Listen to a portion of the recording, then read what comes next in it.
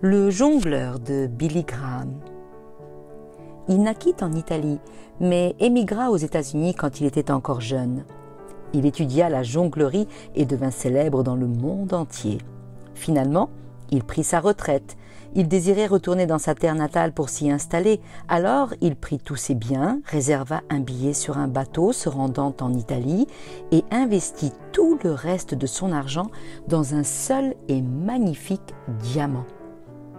Il cacha le diamant dans sa cabine, bien entendu.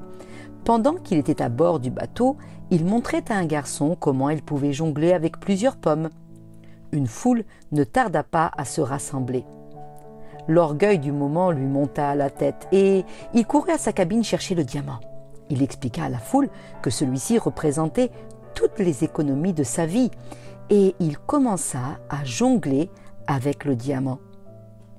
Plus le temps passait, plus il prenait de risques. À un moment donné, il lança le diamant haut dans les airs et la foule en eut le souffle coupé. Sachant ce que le diamant représentait, elle le suppliait de ne pas recommencer. Mais ému par l'excitation du moment, il lança le diamant encore plus haut.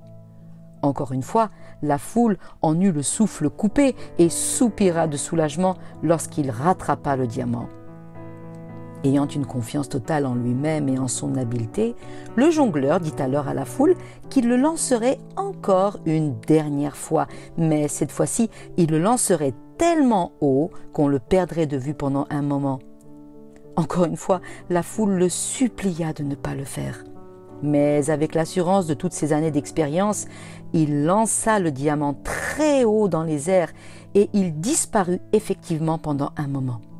Puis le diamant réapparut éclatant au soleil. Malheureusement, à ce moment-là, le bateau fit une embardée et ce qui devait arriver arriva. Le diamant tomba à la mer et fut perdu à jamais. Nous nous sentons bien sûr tous très mal devant la perte de tous les biens terrestres de cet homme, mais Dieu dit que notre âme est plus précieuse que tous les biens du monde entier. Tout comme l'homme de l'histoire, certains d'entre nous jonglent avec leur âme. Nous avons confiance en nous, en nos capacités et dans le fait que nous nous en sommes toujours tirés jusqu'ici, que nous sommes maîtres de notre destin. Souvent, il y a des gens autour de nous qui nous supplient de cesser de courir des risques parce qu'ils connaissent la valeur de notre âme. Mais nous continuons de jongler une dernière fois, ne sachant jamais quand le bateau fera une embardée et que nous aurons perdu notre chance pour toujours. Luc chapitre 12 verset 16 nous dit « Et il leur dit cette parabole. Les terres d'un homme riche avaient beaucoup rapporté et il raisonnait en lui-même disant « Que ferai-je ? Car je n'ai pas de place pour serrer ma récolte. Voici, dit-il, ce que je ferai.